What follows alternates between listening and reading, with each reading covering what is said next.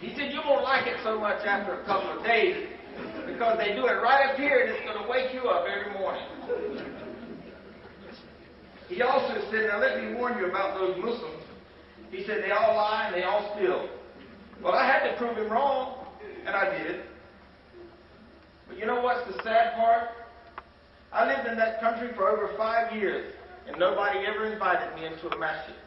I was searching. I was begging for people to teach me about Islam, and nobody ever invited me. So the reason I'm saying that to my fellow Muslim brothers and sisters, don't ever let it be said that you will have somebody hanging around your neck on the day of judgment because you didn't invite them and they were searching. This is an event of da'wah, which means to invite. If I hold a gun to my brother's head and say, come on, you're going with me, that's not an invitation. But tonight we're about an invitation. We want to make sure that you know that the door is wide open for you to come to Islam. In 1985, my parents divorced and separated after 33 years of marriage, and my only brother died of an overdose of drugs. I was distraught, and I returned to America for a short time and back to South Africa. I decided, well, I can't get this thing right. God has not given me the truth. I'm not free. So I'm going to go and be a soul doctor. I'm going to go back to America, get my PhD in clinical social work or psychology, and I'm going to be a psychiatrist. And I came back to America with $1,200. I was earning in the top 5% of the country when I left. Started over with $1,200 in Los Angeles. And if anybody here knows anything about Los Angeles, $1,200 won't last you but about 3 weeks. And that's if you're real frugal.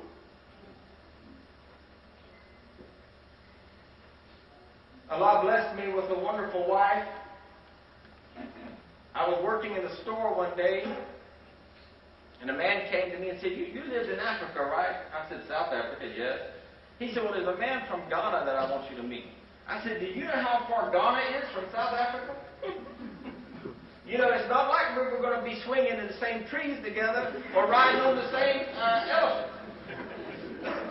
You know, it's sad, but really, I'm an American, so I'm allowed to say this. Everybody, when I used to tell them that I lived in South Africa, they thought I lived in the jungle. They didn't understand that's where the first heart transplant took place, and that there were some actually bright people there, and computer technology, and telephones, and light switches. Alhamdulillah.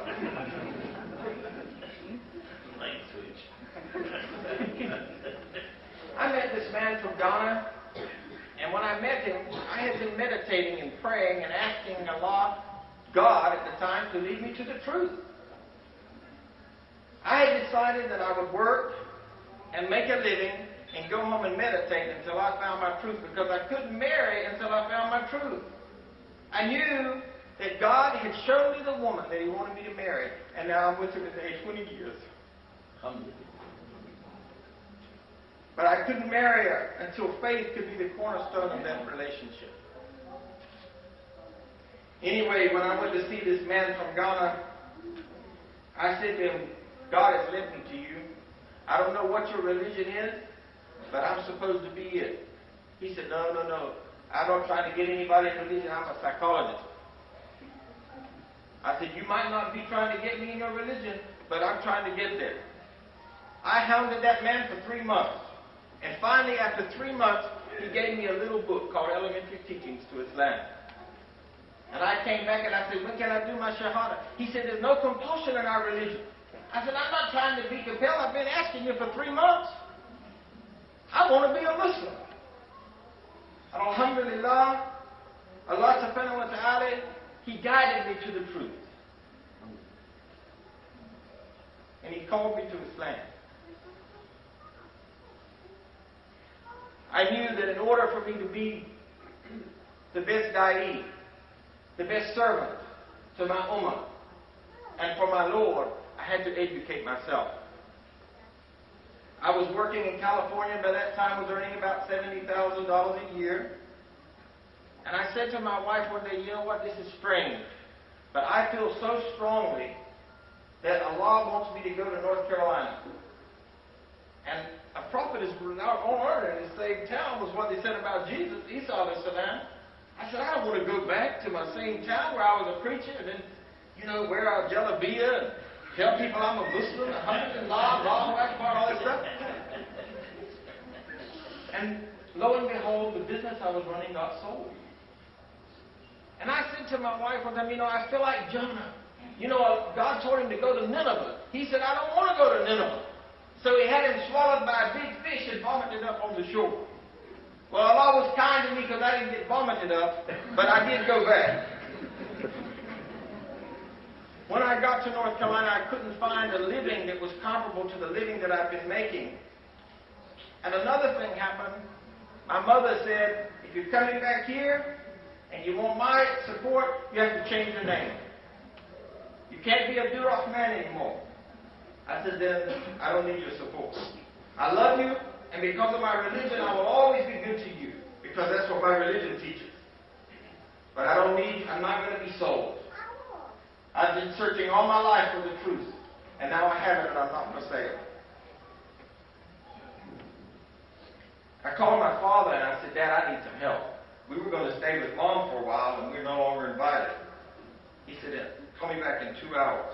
I called him back. He had us an apartment. He found us an apartment. The lady that ran those apartments, I had played the piano for her when I was a pianist and southern musician.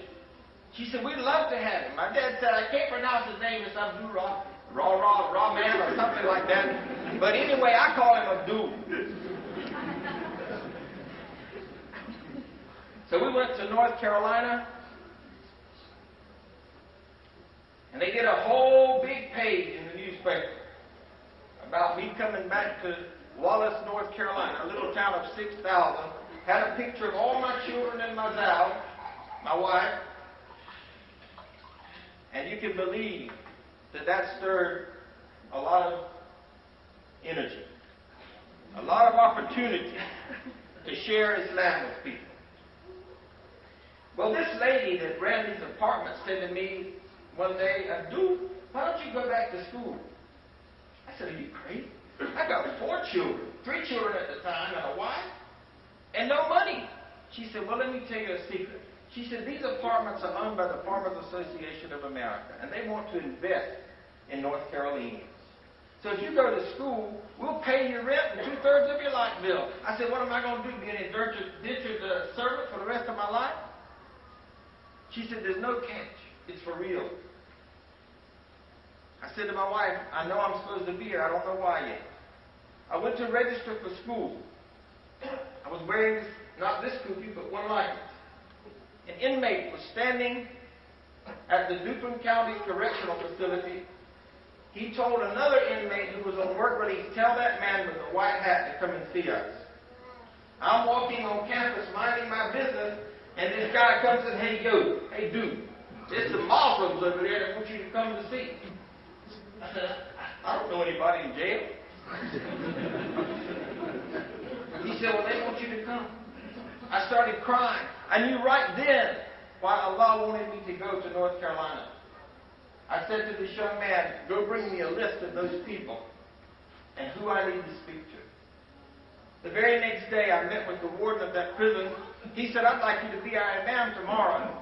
I said, do what? Tomorrow? I said, I'm green at this thing. I'm not qualified. He said, will you be our imam or not? 5 years. I was at the Duplin County Correctional Facility.